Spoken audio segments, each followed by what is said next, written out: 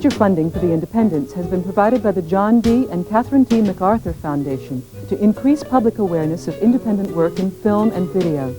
Additional funding has been provided by the National Endowment for the Arts.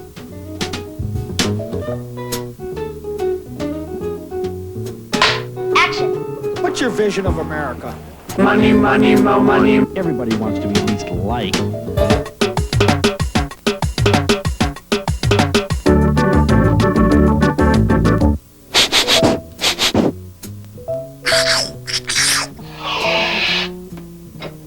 The first intelligent film about cannibalism. What are my options? A man and a man. Where are they going? What are they doing? Now, I'll know what to say, cock-a-doodle-doo.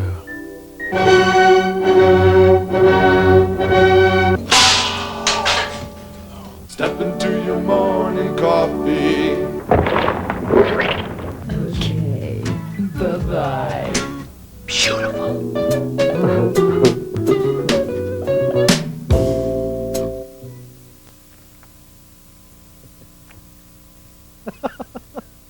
Huh? Are we on? Hi, I'm Buck Henry, and welcome to The Independents, the television series that each week brings you films and videos by independent producers from around the country. The subject of our new series is humor. The title of our new series is... What? What? Are we on? Oh, I see. We're calling it, Are We On? So, humor comes in many, many forms. I mean, there's sarcasm, slapstick, irony, parody, strawberry, and rum fudge. Today, parody. Now, remember that series, The Civil War, that got a lot of press a little while ago? Had all those beautiful still photographs, had big home video sales? Well, filmmaker Patrick Verrone has uncovered a new episode, the one Ken Burns didn't want shown. This is the one, and it's called The Civil War, The Lost Episode.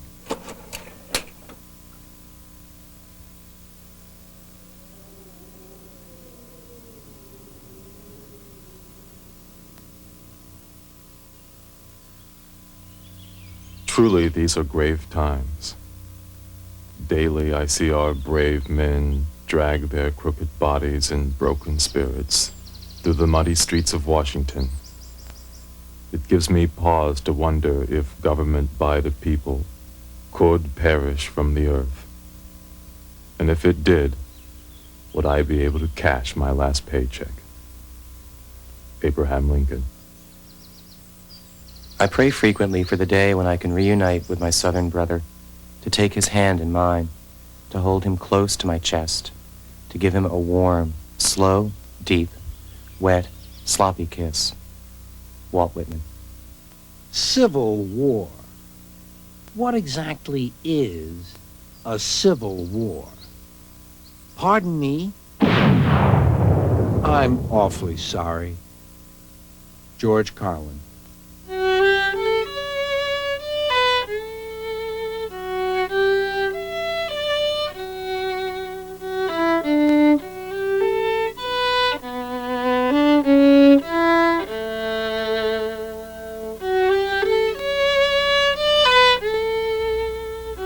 (1863).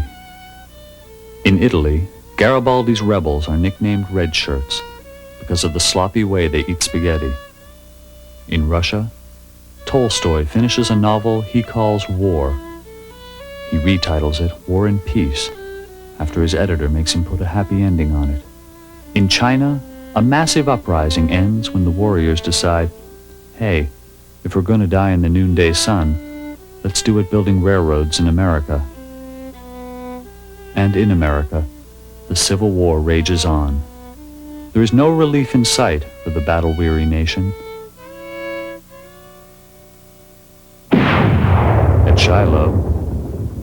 about this, Yankee Doodle? At Antietam, Oh, my aching back!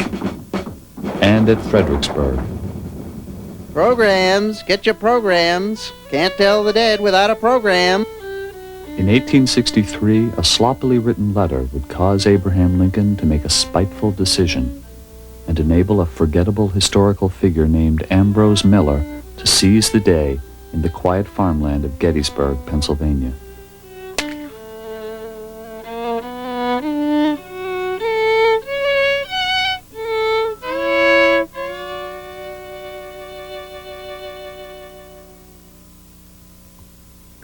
Round about this time, morale was mighty low. I believe Ulysses Grant started hitting the bottle hard. President Lincoln called him to his office and he said, "General, you've been brought here for drinking."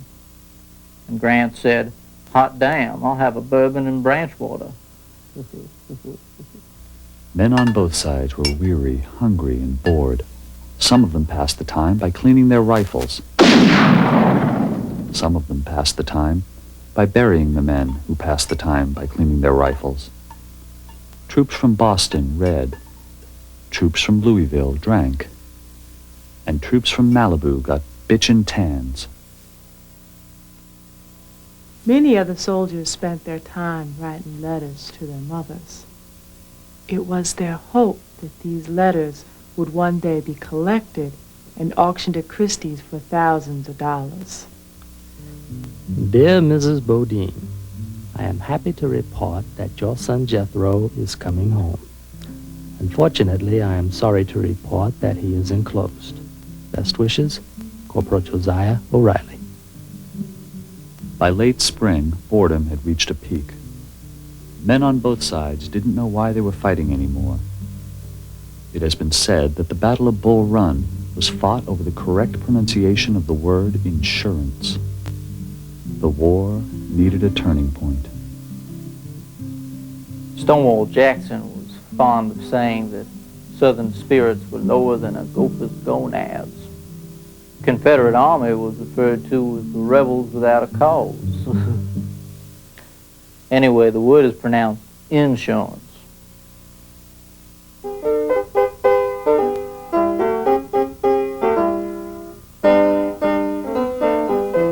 The fallout after Fredericksburg meant good news and bad news for the Union. The bad news was that General Winthrop House, who led his 7th Cavalry of Secaucus to a shameful defeat at Fredericksburg, had set the Union effort back by several months. The good news was that House had been mortally wounded in the battle, and he would never do it again. On his deathbed, he dictated a letter to President Lincoln. Request from the 7th Secaucus. Running out of food, running out of ammo, running out of ink. Mr. President, we need your assistance. Winthrop House. Unfortunately for House, the ink ran out too soon. When Lincoln got the letter, it said, Mr. President, we need your ass. The president debated long and hard about House's request. I can scarcely think but wonder, as I sit on the crossroads of history, has any man's ass been in such dire demand? Abraham Lincoln. In no time, Lincoln's ass was a hot topic of national debate, and soon he was the butt of every joke in America. To save face, Lincoln and his ass went into hiding.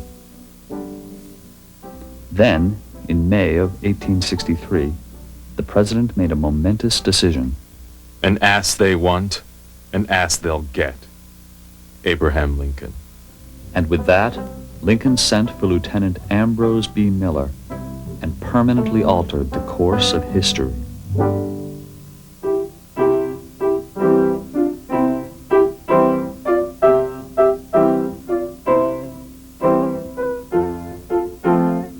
Lincoln couldn't have picked a bigger ass. Ambrose Beauregard Miller was an absolute insult to the Army. He drank, he caroused, and he had B.O. Ambrose Miller was quite a ladies' man. In fact, he told me he joined West Point because he thought it would be a good way to meet women. In addition to being a ladies' man, he was a moron. Robert E. Lee.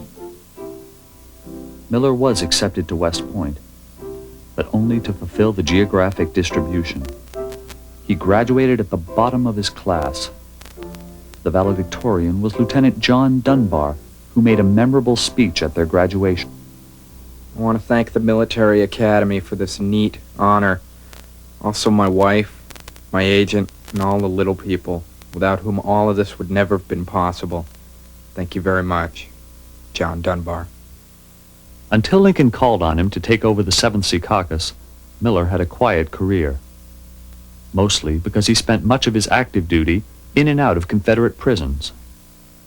One time, Miller and 2 other soldiers were called upon to sneak into a Southern camp outside Trouser Snake Bend. The sentry was asleep, but when the first man snuck in, he stepped on a twig and it woke him up. And the sentry said, "Who's there?" And the man thought fast and he said, "Meow."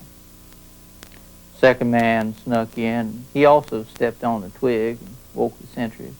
The sentry said, "Who's there?" The soldier said, "Meow." Then came Miller's turn. He snuck in, stepped on the same twig, broke it, woke up the sentry. The sentry said, "Who's there?" And Miller said, "It's the cat." When in prison, Miller passed the time among the escaped slaves. He claimed it was because he appreciated their music. I think it was because he thought the women had loose morals. At least he had the foresight to transcribe some of the spirituals. Go down, Moses, way down to Egypt's land. Hello, Pharaoh, can't touch this. Mahalia Butterworth was a young slave who knew Ambrose Miller during these days. He taught her a song, the lyrics to which have lingered for over 125 years. Glory, glory, hallelujah. Teacher hit me with a ruler.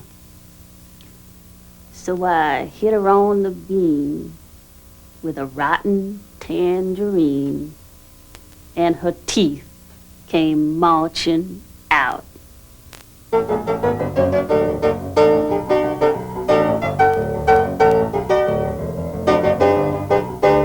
Miller was released from prison as part of a prisoner exchange program.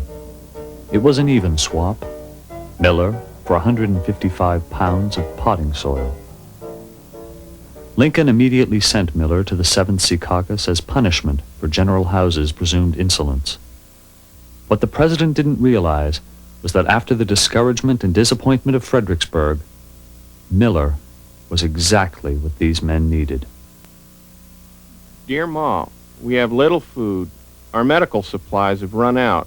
We have holes in our shoes and socks. But our new commander has improved our morale 100 proof. %. Private Navin Johnson. Sergeant Ted Phillips. In no time, Miller turned the 7th from common louts into foul-smelling, randy, drunken louts. Hooray! While Union General Joseph Hooker and his men marched through Pennsylvania looking for supplies, Lieutenant Miller and his men stumbled through the region looking for women. Neither knew what they were about to find. Southern forces under General Lee had a large garrison of men looking for shoes outside Gettysburg. Hooker knew they were there, but he didn't know about Miller's men. Obviously, he was not standing downwind from them. We have come face to face with the enemy. Most of the men are taking it well. Some, however, have taken to an old Roman legion ploy. I believe it's called pooping their pants. Joseph Hooker. Then, on June 25, 1863, Ambrose Miller received an urgent dispatch which read, Hooker, desperate for men. Naturally, he thought it was an orgy.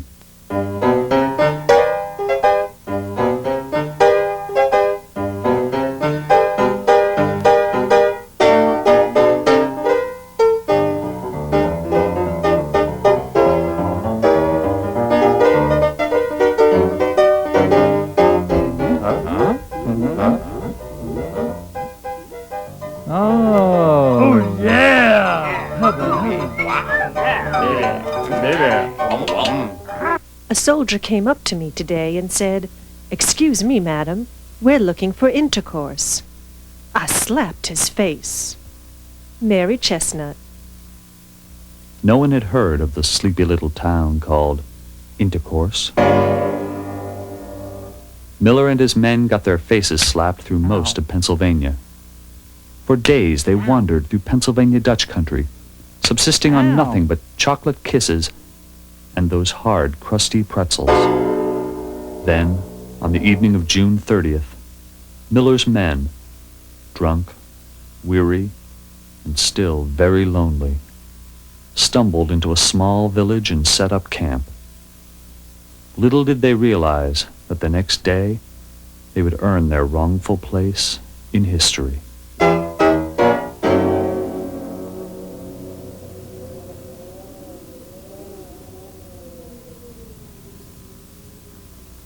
Early the next morning, Miller went for a walk. 100 yards to the south of his sleeping men, he found a full regiment of General Lee's best, the 15th Alabama.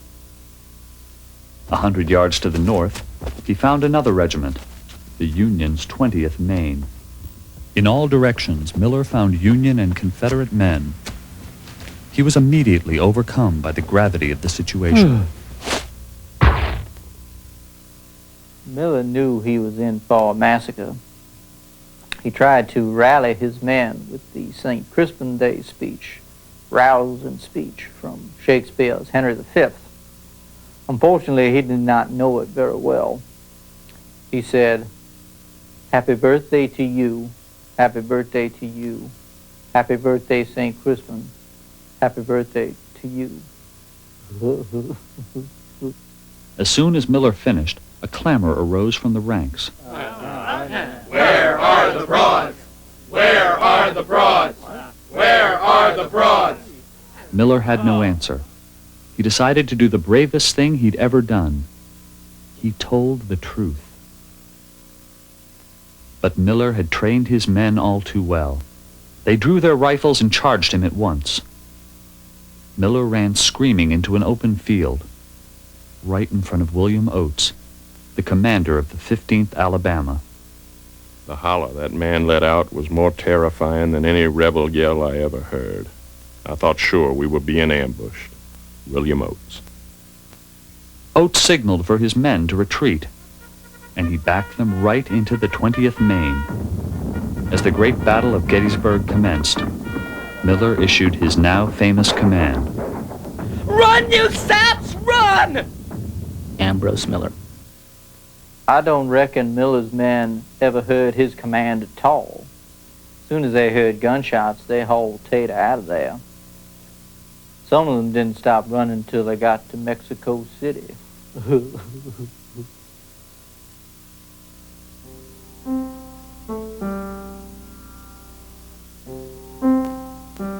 General Lee's men never penetrated north again. Gettysburg proved to be the turning point. Within 2 years, the Civil War was over. As for Ambrose Miller, no one recorded Miller's deed for history. Most of his men were too illiterate to bother, and the rest spent their remaining days drunk on tequila. Miller wandered from squadron to squadron during the remainder of the war. He even followed General Sherman on his march to the sea. He was last seen in a cat house in Atlanta, where he was lost to history. Any of you all want any fried chicken?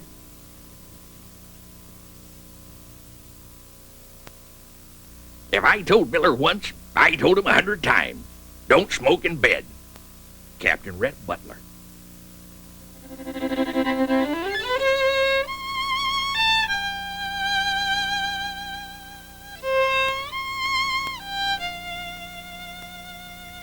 And he always said the same thing. Frankly, my dear, I don't give a damn.